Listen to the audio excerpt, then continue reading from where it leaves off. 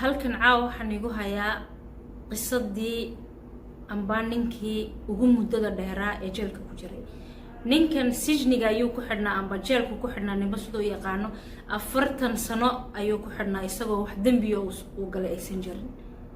maxaase dhacay, maxaase isbedelay, sidee la soo loo sii daayay ayaad kaga bogan doontaan insha Allah videogeyga inta kale.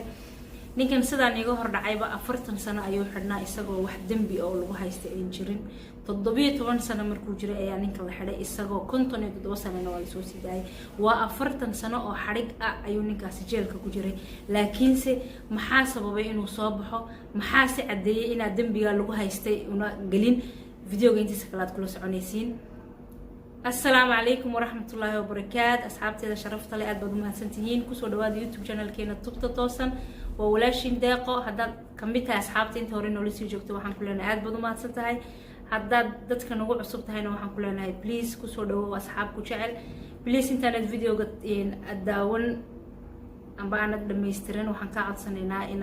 سبسكرايب نوصارته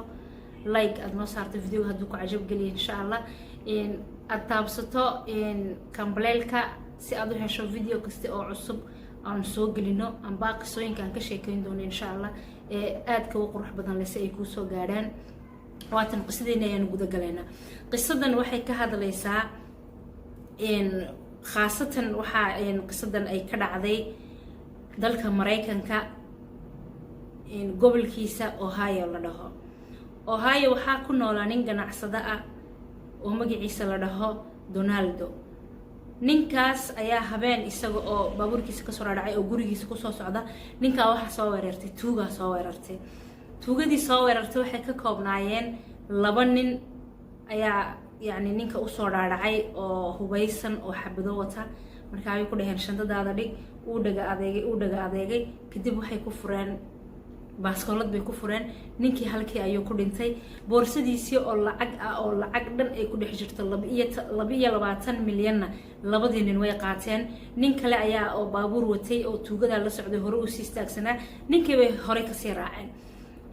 siday sheekadu ay tahay ninkan xilligii yani lacagta laga dhacay amba la dilayay wax cid ah oo meesha ka dhaweedo arkaysay hal islaana jirtay oo islaanta markii albaabkeygii soo furtay iyadna baaskooladii ay nimankiis kaga reebeen oo iyada baaskooladii ay ku dhacday laakiin markii dambe ee la daweeyay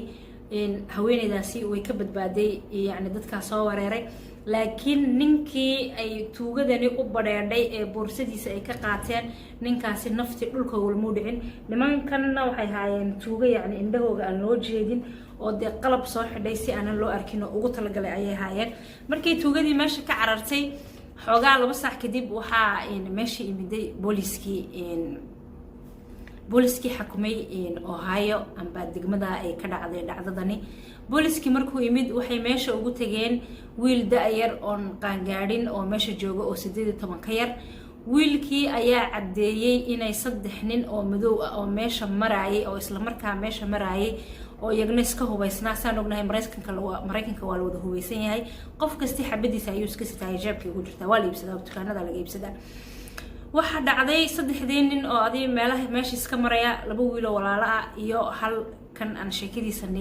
wadno oo la dhaho Komio Jamu. 3doodaas isla socda ayaa la qabtay oo isla markaana sita xabad. laakiinse asxaabay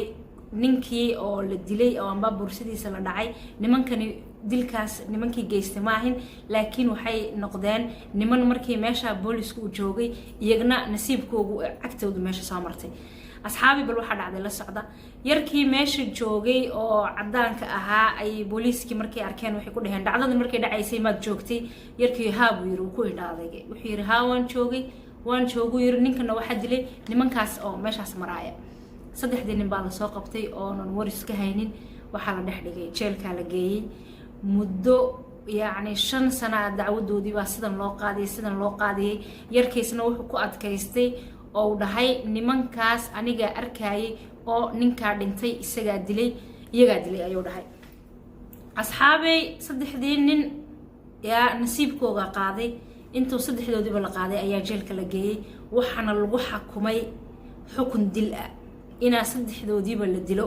laakiin nasiib wanaag taasi may dhicin waa laga khafiifiyay oo 3 nin waxa lagu xakumay 40 sano waxa lagu xakumay xabsi daayin يعني waxa lagu xakumay xabsi daayin qof sidoo u yaqaano يعني nasiibkaagu ha ku furto يعني meesha maalintaad ku dhex dhimato ma laga qaadaya lagu aasaya asxaabay waxa dhacday inaan nimankii dacwadoodii dib loo furay loo yaro adii يعني waxa jirta adduun weynaha raba inay magacooda soo shaac bixiyaan dadka saas oo kale jeelalka ku jira ee aan ba dacwadahoogi wax sax aan lagu haysan bay soo dhageystaan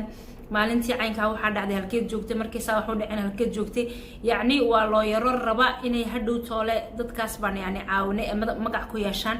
mid loo yaradii kamid ayaa nimankii dacwadoodii dhageystay kadib markay u macneeyay ku dhaheen anagu wallahi dad يعني wax dilay ma nihin laakiinse waan dulmanahay oo de dacwada nagu haysta anagu ninka ma dilin dad waxaan ahay iska xiran laakiinse wax u gargaaro waaye ninkii baadi saddexdii nin dacwadoodii qacanta ku qabtay nimankaas waxa la xidhay 1975 balka warama maalintii nimanka la xidhay waxay jireen 17 sano jireen ya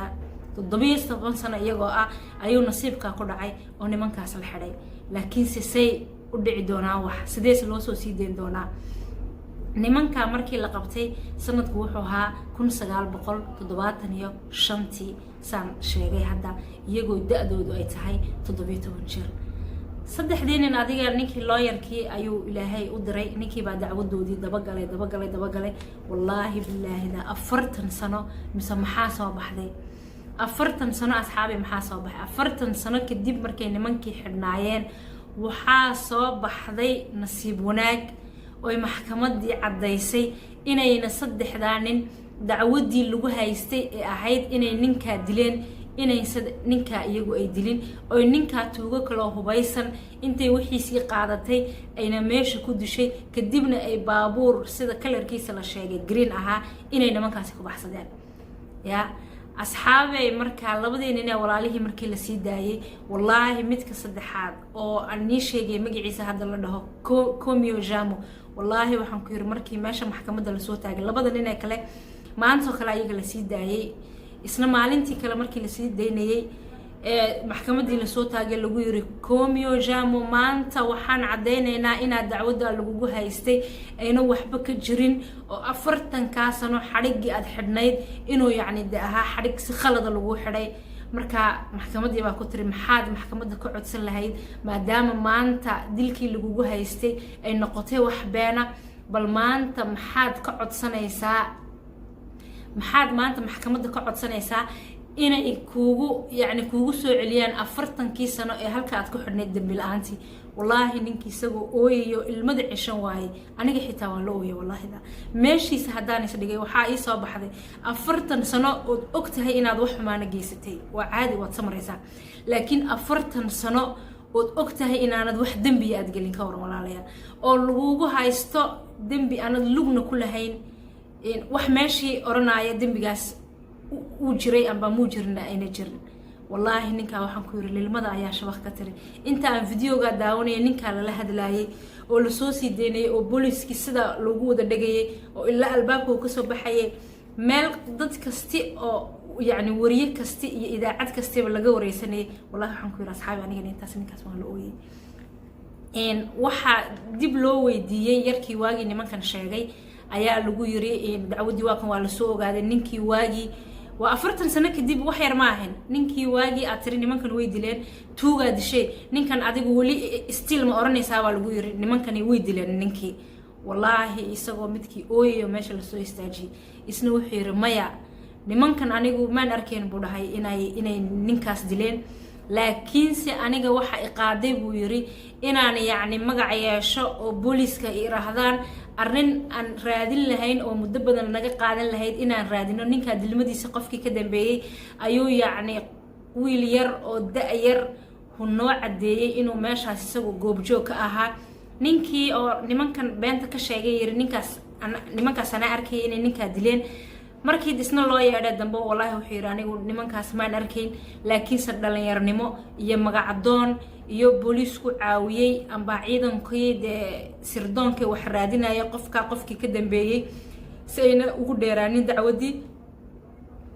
ayaan u dhahay buu yiri nimankan oo meesha iska taagtaagnaabaa ninkii dilay laakiinse ma ahay ninkaa dhintay tuugaa dishay tuugadiina way baxsatay nimankii halkii waa lagu soo sii daayay maasha allah yaa asxaabe aad baad mahadsantihiin haddaad qisadan ka hesheen kulley dad badan oo wallahi waxaa jira jeelasha haddaa la tago dacwado amba wax ayna geysanin lagu haysto marka kuwaas iyagana aan u ducaynaynaa insha allah intaan videoga xiga aan ku kulmi doono haddaad qisadan ka heshay waxaan ku leenahay please asxaabtaada la wadaag aad baad umahad ay maxkamadii soo saartay qaraarkii ahaa inuu yani ninkaas Komio Jamu wax dembiyo u galay aysan jirin ayay wallahi dadkii meesha maxkamadda ka shaqeynayo saas wada ooyay lagu yiri maxaad rabtaa yani inaan yani tacwiid aan kugu sameeyno afartankii sano ee yani dambi la'aanta amba dulumka aad ku xidhnayd ee meesha aad ku seegtay yani maxaad rabtaa inaan maalmahaas yani han kugu soo celino maxaad naga dalbanaysaa baa lagu dhahay wallahi wuxuu yiri yaa arin dadkii meesha joogay ka wada ooyisay markaas wuxuu ku dhahay wallahi waxaan naga dalbanayna ma jirto yarkii beenta naga sheegay haddaan ninka yani maanta markaan banaanka u baxo haddaan arkana buu yiri wax xumaanan u qabaa ma jirto laakiinse buu yiri mid unba maxay haydeen wuxuu yiri inta 40 sano wuxuu yiri waan guursan lahaa maybe yaa buu yiri caruur baan dhali lahaa imka wuxuu yiri da'da baan joogaa waa 57 sano ilmo maanta magacayga loo adduunkayga joogaana ma jirto miyaan yani qofan guursada heli doonaa yani waxyaabo badan buu dadka hortoodiyo yani dadkii wallahi galiyay yani ishag calool xumo iyo yani wallahi oo saas loo wada ooyay markaa buu yiri cadaabtii aan 40 sano ku soo jiray waxaan ku iloobayaa buu yiri maanta yani hadalkaan iga soo baxay oranaya yani waxa tahay maanta fasax baato wax dacwado lagu haysto ma jirto wallahi asxaabi ninka markuu meesha ka soo baxay gurigiisa iska tagay maalintii labaad waxa gurigiisa yani ku casuumay madaxweynihii aad wada taqaaneen Mareykanka Barack Obama ayaa gurigiisa ku soo dhaweeyay casho ay karisay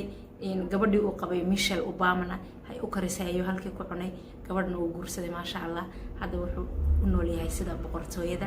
aad baad mahadsantiin asxaabi